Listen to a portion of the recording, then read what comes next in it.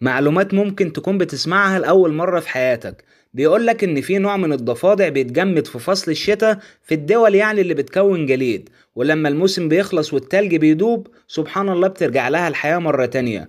تاني معلومة بيقولك إن الكولا في الأصل كان لونها أخضر. تخيل كده معايا إن النملة لما بيجيلها تسمم لازم تسقط أو تقع على جنبها اليمين. رابع معلومة ودي تخص الناس المليانة شوية أو اللي عايزة تخس، تم إثبات علميا إن الضحك هو أفضل وسيلة لخسارة الوزن. خامس معلومة إن الحمار بيغرق في الرمال المتحركة الموجودة في الصحراء، لكن البغل بينجى منها. ولو حد فيكم مش عارف حيوان البغل، فده هجين ما بين الحصان والحمار، وسمعت قبل كده إن الحيوان ده بيتخلق عقيم ومش بيخلف أبدا، والله أعلم. أما بقى اللي اخترع المقص فهو الفنان الشهير ليوناردو دافنشي.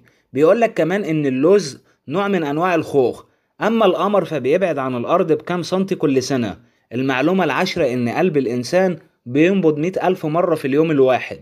أول واحد اخترع السجاير هو صاحب شركة مالبورو، وده للأسف يعني كان اتوفى بسبب سرطان الرئة نتيجة التدخين.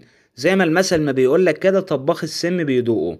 المهم القرود في بعض الدول المنتشرة فيها بتقتل عدد كبير جدا من البشر سنويا.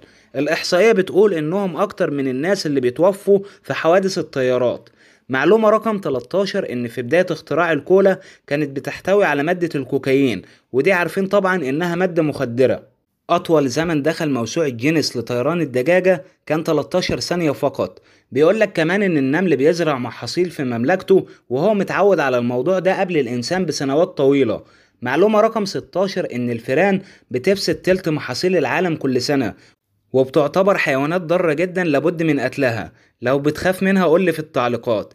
الإنسان بقى لما بيعطس كل أجهزة الجسم بتتوقف حتى القلب، وعلشان كده بنحمد ربنا بعد العطس مباشر. ده غير إن أصلا الفيروسات اللي في الجسم بتخرج من خلال العطسة.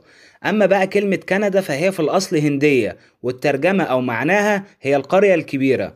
تخيل كده إن عمر اليعسوب هو 24 ساعة فقط. مستحيل في يوم من الأيام إنك تقدر تلعب كوعك بلسانك، لكن الصراحة ناس قليلة جدا اللي بتقدر تعمل الحركة دي.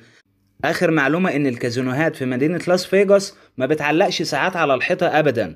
لو استفدت بمعلومة قولي في التعليقات دلوقتي، وإيه أكتر معلومة كانت يعني غريبة بالنسبة لك. ما تنساش اللايك والشير والاشتراك بالقناة علشان أقدر أكمل معاك الفترة اللي جاية. سلام.